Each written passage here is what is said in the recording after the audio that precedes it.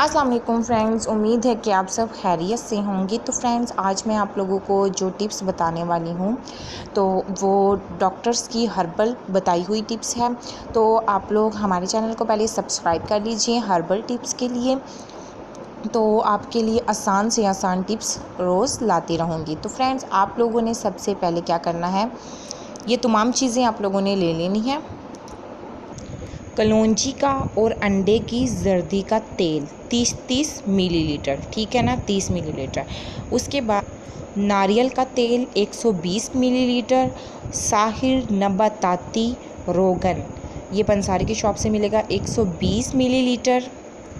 काला सुरमा, ठीक है, जो असली वाला सुरमा होता है ना पंसारी की शॉप से, वो लेना है, ये 5 ग्राम। ये आप लोगों ने तमाम चीज़ें मिक्स करके अच्छे तरीके से इसको कर लेना है मिक्स। उसके बाद आप लोगों ने इसे कुछ टाइम के लिए धूप में रख देना है। फिर आप लोगों ने इसको डेली बेसिस पर या जब भी आप लोग ऑयल लगाते हैं हफ्ते में 1-2 बार इसको इस्तेमाल करना है। इससे आपके बाल लंबे, चमकदार, घने और शाइनिंग वाले हो जाएंगे। बहुत ज़बरदस्त ये टिप्स हैं, लाजमी इस्तेमाल कीजिए और अपने फ्रेंड्स फैमिली के साथ शेयर कीजिए। Thank you for watching my video.